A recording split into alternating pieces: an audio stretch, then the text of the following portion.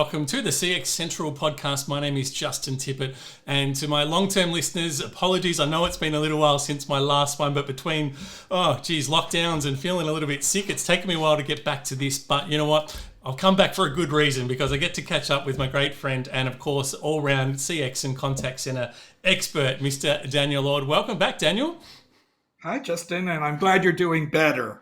Thank you. It's touch and go, but hey, we're good today, and that's all that matters. So now we spoke. The last time we did this podcast, we were talking about mythbusting, and we did all things call centers, and we really focused on on wait time, all things around customer wait time, so service levels, intervals, quality, etc. And today we're going to carry on from that, because I want to talk about some more myths, but this time we're going to be centered more around what we call it measuring success, right? So we're going to be covering off things in this podcast around the myths of industry standard. Oh my God, we're going to have some good chats around industry standards, but also the metrics, some of the metrics not to use, because there's obviously lots out there. And one of our favourite topics, I know, Daniel, is also talking about quality, and we're going to cover off some things around quality. So very excited to get into this one. So I don't know, I might just throw it right out to you and say, well, let's just talk industry standards, because one of the industry standards I often hear, Daniel, is around the occupancy metric.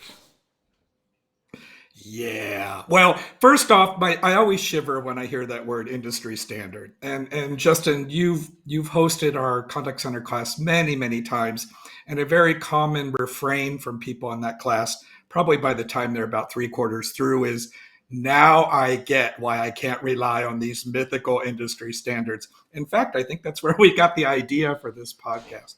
So let's go to occupancy. Okay. There is no industry standard for occupancy, for heaven's sakes. Occupancy is an outcome of service level and a few other factors as well. So when I hear people say the industry standard for occupancy is this or that, I'm like, what are you talking about? Because it's a moving target, and it's nothing that you would actually set a target for. What are your thoughts, Justin? I know you have the same feeling I do. Look, I certainly do, but I think one of the metrics you often see around occupancy is, we aim for 80% occupancy. You hear it all the time. It's at 80%.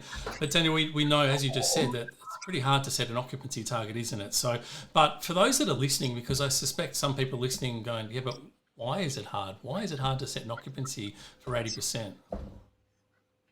Because it's an outcome of other factors. I mean, there's a lot of math that goes on in the inbound contact center world. And as you and I have spoken many times, people don't go to school for this stuff. They typically end up in the industry by accident. And then they don't really have exposure to random arrival and inbound mathematical dynamics. And once you learn those things, then it's simple. I mean, once you know something, it's easy, right? Yep. So, but what I find is there's still a lot of people out there that simply don't know. And when you hear someone say, well, why can't I set 80% occupancy? The answer is, well, because you don't know how occupancy really works and what drives it. I mean, let me give one example of many, because this isn't a training course, but sure. There's something called the pooling principle. The pooling principle is a very interesting dynamic in contact centers. The larger the group, the larger the occupancy. The smaller the group, the smaller the occupancy. Let me put that into normal words. Over here, he's 80-20. He's got 300 agents signed in.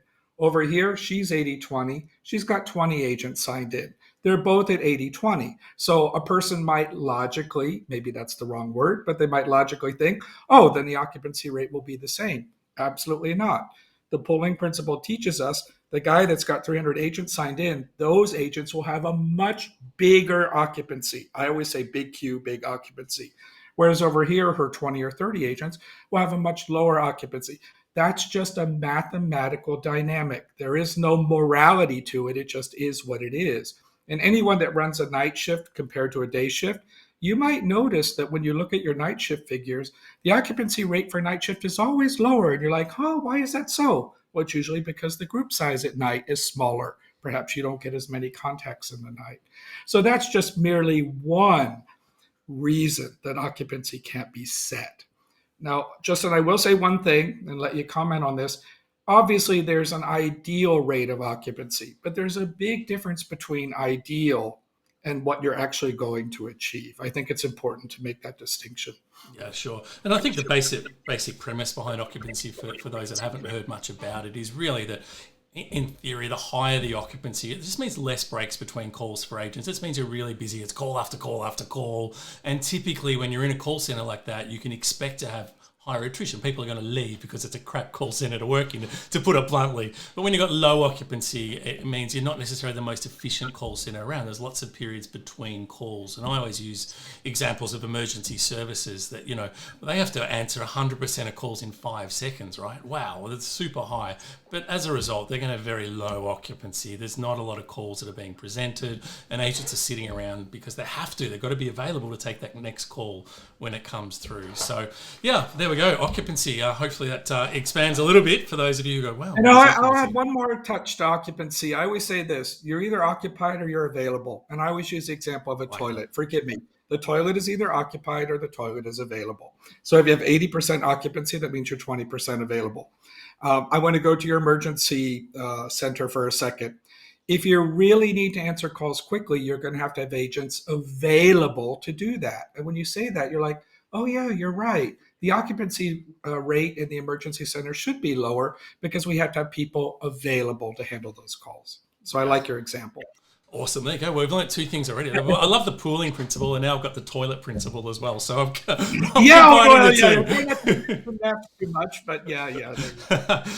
Now, this is one I know is both our pet hates, Daniel. It's around having a target on agents around the number of calls that they take. Rant, begin. Okay, well, I mean, I think after 20 years of teaching contact centers, I have a privilege to say that the moment someone sets that target or says that target, it's an indication they don't know contact center operations. It's probably the biggest indication because the number of calls someone's going to handle seems to be, when you think about it, clearly linked to the occupancy rate. All things being equal, if the occupancy rate is higher, meaning we're busier, you're handling more calls. All things being equal, if the occupancy rate is lower, meaning we're less busy, we're handling less calls. Well, Justin, we just had the discussion that agents don't control their own occupancy rate. So we can extend that logic to say, then how on earth can they control the number of calls they handle? They do not control the service level that's set. They do not control how many other people who are on staff. They don't control whether they're working in a big group or a small group and the pooling principle. So leading contact centers do not, and I'll say it again, leading contact centers do not even entertain the discussion of targeting agents on the quantity handled. So usually if someone is still confused about that, I basically say, look, whether you come to our class or whether you go to another credible class, I need to be very clear on that. Please get yourself into a class immediately because you're kind of ruining everybody's life if you're targeting people on quantity. You're ruining the customer's life for obvious reasons. You're ruining your agent's life for obvious reasons. And you're never going to hit that dream NPS or CSAT or everything people talk about in CX. So. Yeah, that's spot on. And I think one of the things you find with a lot of the smaller call centers or people that haven't been exposed to good call center management practice, it's still rife. You see it everywhere around, I've got a target on how many calls my agents have to take per shift or per day, etc. But as you've rightly pointed out, the agent can't control how many calls are presented to them. So if they have a target of 10 calls an hour or something like that, and only 5 calls come through, what are you going to do? Punish the agent because no one called? It's crazy. Yeah, my joke is always you're going to put on one of those sandwich boards and go down on the road and say, call me, I'm going to lose my job. I mean, the whole thing is. By the way, I want to point out an industry trend I picked up on in the last couple of years. In the last couple of years, we're working with a lot of quote unquote internet companies. Now, when I say internet companies, meaning that the service they're providing is primarily internet based. Can I tell you the cool part about working with these companies? Because they're so new and they got so big so fast, all of a sudden they have tens of thousands of employees, they're not polluted by these weird metrics. They never even come in saying we target people on number of calls handled. When they come into an operations training, they simply say, teach us contact center because we're really good at what we do in our product and service. And we've grown massively, but now we just want to teach our people contact centers. So when I get on my little soapbox and jump up and down around number of calls handled, they're like, why is he jumping on a soapbox? We don't even do that. So I just want to point out there's a lot of new centers that never even polluted themselves with this, I call it old-fashioned way of thinking. Yeah. So I find that very interesting. Absolutely. So if people were thinking, but I still have to compare performance of my agents, and I can't measure on the number of calls, and I can't use occupancy. Like, what do they use, Daniel? What's Well, okay. I'll say first, and I imagine we're going to talk about it. What a lot of people look at is average handling time, because average handling time, not as a severe target, but it's an indication to some degrees of what's going on with quality. So they look at it from the quality perspective. If they really want to look at quantity of calls handled, honestly, Justin, they use a rather advanced technique called normalization. Now, we're not going to go through how to normalize here, but basically, what they say is if I'm trying to compare my Japanese call center with a 40% occupancy rate to my Malaysian contact center with an 80% occupancy rate, that's not an apples apples comparison, because my Malaysian center is obviously going to have more calls going on. So, what they do is they use what's called mathematical normalization to take out the effect of different occupancy rates and compare them on what's called an apples to apples basis. When we teach that in our workshop, we call it or teach it as what's called true calls per hour, but it's basically neutralizing occupancy. That's probably as far as we want to go on that topic. Well, I'm not sure. That's right. We're not dipping into a training course, but true Yeah, calls per yeah. hour is, and if you guys are listening and you haven't seen the CX glossary before on CX Central, it is listed there. You can see it with diagrams and pictures and all explains it to you. So, and a lot of the terms that we're using today will appear on the glossary as well. So if we do say something you're not quite sure, what the hell are those guys talking about? Have a look at the glossary and I'm sure it'll be explained. Okay, we've got true calls per hour. We go, okay, there's an answer to that. Adherence to schedule. Daniel, first of all, could you tell our listeners what is adherence to schedule? And then we'll have a chat about whether it's a yes or no. Well, in a nutshell, it refers to the agent's scheduled time to be, let's say, on the phone or on the live chat or at the service desk. It's not their attendance at work. That's a different metric. This is the time they're supposed to be, let's say, on the phone. And you look at it this way: we have to have the right number of people in the right place at the right time. That should be tattooed on all we contact center people. We need the right number of people in the right place at the right time. If we're short by even one person, we're never going to hit our service level. If we're over by even one person, we're wasting money because an additional person doesn't improve wait time very much. So the tricky part in contact center management is having the right number of people in the right place at the right time. So how do agents contribute to that? By following the schedules they're given. I mean, if you go to one of these giant centers in the Philippines, in Manila, and I've toured some of these centers, they actually will say at this interval from 9 to 9:30 in the morning, we need 10,322 agents on the phone, and that's how many we have. We really teach the agents why they need to be in the right place at the right time, which is basically a way of saying adherence to schedule. That's how agents contribute to service level. That's how we make sure customer wait times and all that cool stuff work out. So I'm going to say one last thing here, which I think you totally agree with. So the number one productivity measure for an agent in an inbound contact center environment handling service level contacts is adherence to schedule. It's not quantity. Definitely not. So people have to fix that. Yeah. So with adherence to schedule, and again for clarity for those that are listening, if you've got an agent that's rostered say between 9 and 12, and then they have to go to lunch at 12 to 1, for example, you often, if you go into call centers and the agents are rocking in at 9:05 and 9:10. Oh, sorry, boss. The bus was running late. My cat ate my homework. We've all heard all the excuses if you work in contact centers.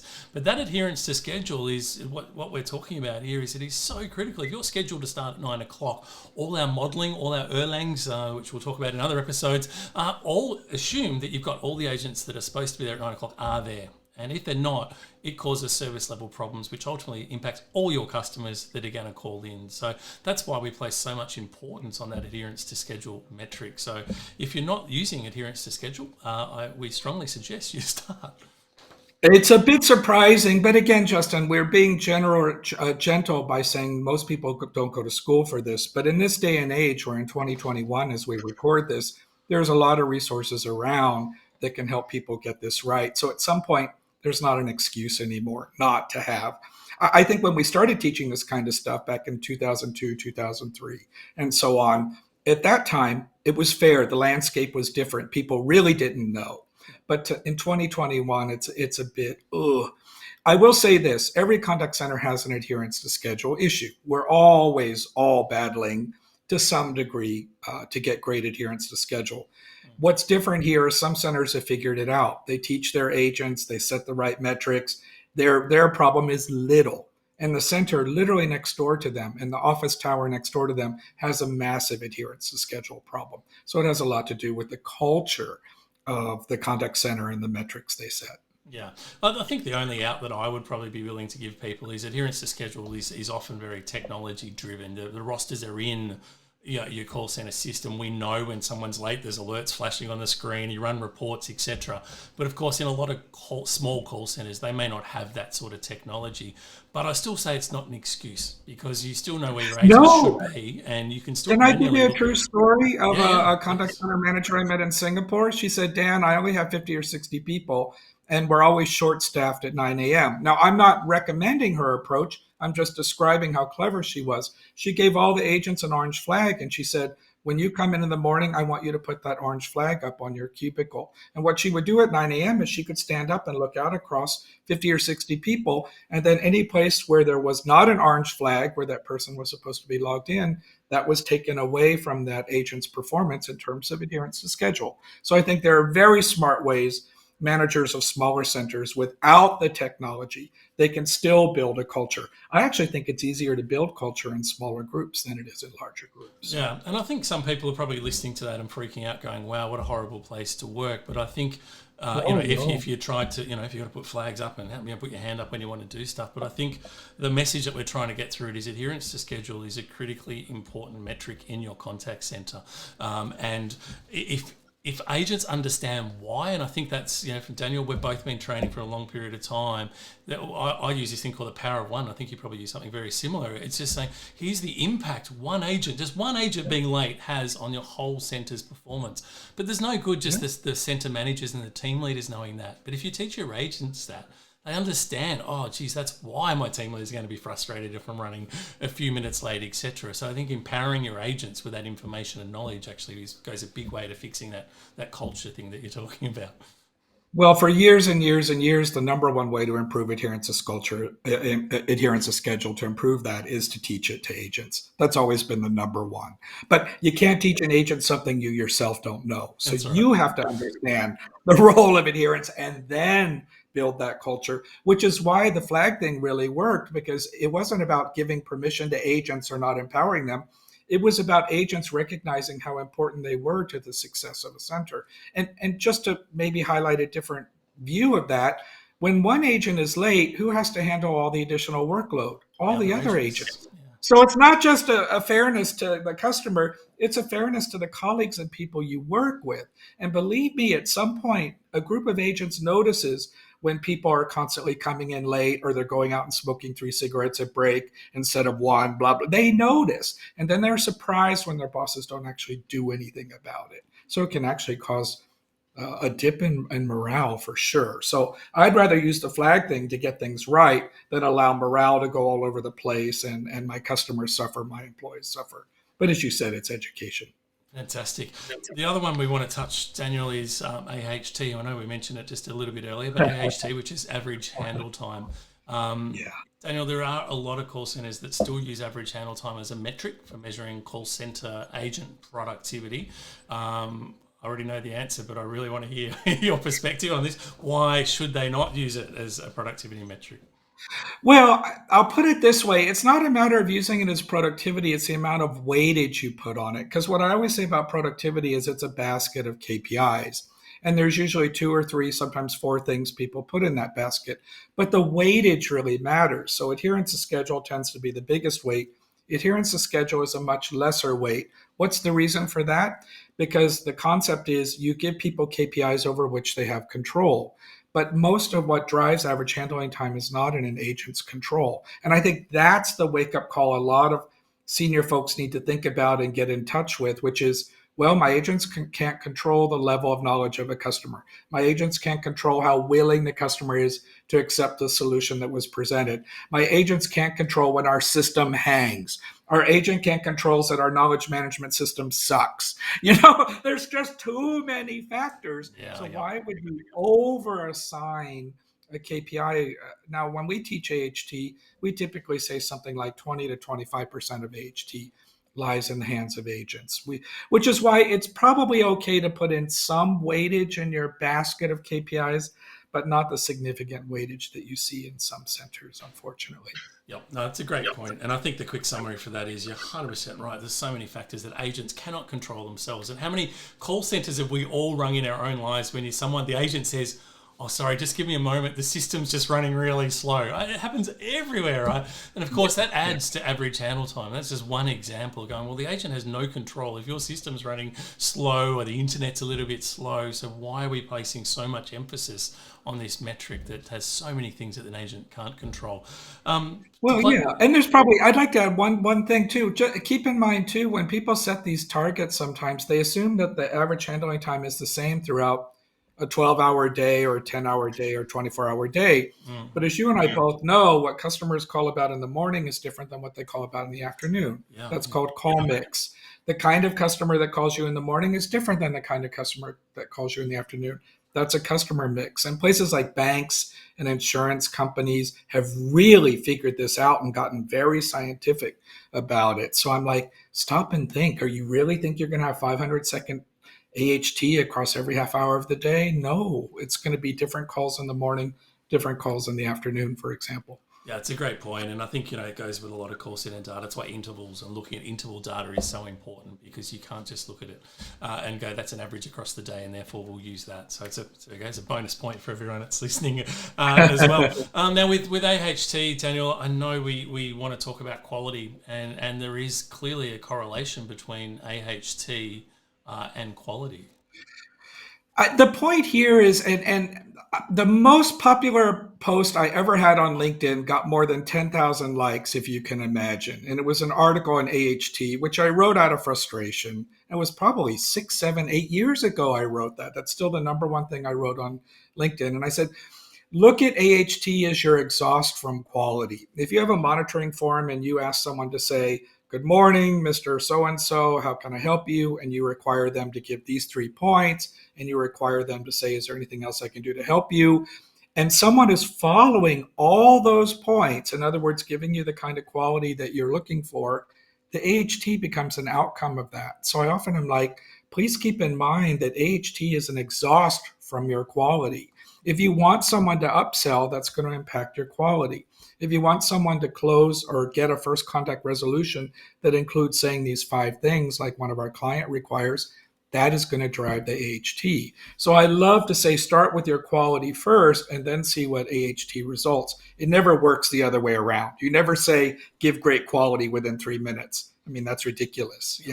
If you have to put a pizza in the microwave for 3 minutes to make it warm, you don't give the pizza a 2-minute AHT and say, only cook it in the microwave for 2 minutes. That should be enough. That's not how it works. It takes 3 minutes. So weird example, but hopefully but it's a great example, because I think that'll just resonate with a lot of people, because people do have that that mentality around, there's an AHT target, all calls must be under 3 minutes. You hear it in so many different call centers and you go, well, that's fine if that's what you want to do, but don't expect to have quality in an environment like that. Which is what is the whole point of a contact center? I always say the contact center is like the formal living room of your house, meaning, I don't know if you know what a formal living room was. My parents had one. Oh. We never got to use it when we were kids. We never went in there. It was only for guests, but it always had the best furniture, the best art, the best view. It was perfect in case guests dropped by.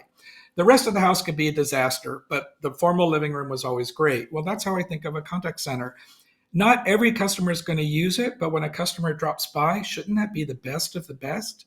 So I can't even imagine in this day and age focusing on mechanical KPIs like AHT for agents when it should all be all about quality and experience, isn't it? So Yeah, and I guess if you don't get that quality right, what ultimately happens anyway, right? I mean, the customer's either never going to use you again, or they're going to call back to get the additional information they've got. I mean, it's a huge list that continues to go on. You're just far better focusing on that experience when that customer first calls and getting it right. It's going to give you better results. you're right. I mean, I'm going to get a T-shirt that says "Quality is the new productivity." I truly think that. Now, I'm not going to throw adherence a schedule away. I'm not going to contradict what we just said. But quality is the new productivity. Yeah. If you truly believe in customer experience and employee experience, quality is the new productivity. You either buy into that and see the value, or you don't. So I love it. There's another little nugget that we've got out of this podcast already. There's just so many of them, Daniel. Now, okay, so we've covered off. We've covered off a range of things around average handle time and quantity of calls and quality, all that sort of stuff, adherence to schedule, etc. So, what should be the targets that you have on agents, then, Daniel? well, I'm going to summarize it here. Again, we don't have a workshop here, but you want two things. I always say, Justin, we want three things from agents, but today we'll talk about two. I want their productivity and I want their quality. But you have to set those metrics in a way that they don't fight with each other. So, for example, if you put productivity as number of calls handled, that's obviously going to fight with quality. So, wrong metric. You should be able to say to an agent, I want your productivity and I've enabled you to give it to me. And I want your quality and I'm enabling you to give that to me. That comes through things like quality assurance, design, coaching, and all that stuff. Without getting deep into all the individual KPIs that go into that, I always measure individual agent performance on here's your productivity score for the month, here's your quality score for the month. Ideally, both should be high. It's not one versus the other. Yeah, brilliant. Well, look, if people are looking at doing learning more, we've just skimmed over a whole bunch of topics. But if you are interested in learning more, you can just head over to our CX Skills website. So it's just cxskills.com.au. You'll find the courses there. For Daniel, we do run what's called our Contact Center Management Fundamentals course. It's an awesome course. It's done over, typically we do it by 4-hour sessions. So it's quite comprehensive. And you can see all the information about it on our course. We have public and private courses available for that course. Daniel, in our next podcast on Mythbusters, when we continue this theme, we're going to be looking at another topic, and that's going to be around forecasting practices. Can we just give a little tease for what people can expect to cover in that one? Absolutely. I think it's important, even if you're not a forecaster, to understand what's involved with forecasting, why it's important, and how we all contribute to it. So what's interesting for me, perhaps about our third one, Justin, is it may not be so many myths. It could simply be, oh, now I know why it's so important. This tends to be an area a lot of people aren't familiar with, or they're scared of a little bit because it's a bit mathematical. But I think we all have to know what's involved. Yeah, fantastic. Well, if you want to learn more about anything, please make sure you go to cxcentral.com.au. As I said, we've got the glossary that's there that has a lot of information, but we've also got all the podcasts that we've done previously with Daniel, and of course others. We've got videos, we've got, you name it, there's all sorts of stuff going on that website, and lots of articles from Daniel, including that one on AHT. So if you're interested in having a read, it is. I didn't realize. And it is one of our most popular articles as well. So I definitely recommend, if you haven't read it, to head over to the CX Central website and check it out. Other than that, thank you everyone for listening again. Of course, Daniel, thanks for your time, and we look forward to catching you again with Daniel for the Mythbusters on forecasting practices. Bye for now.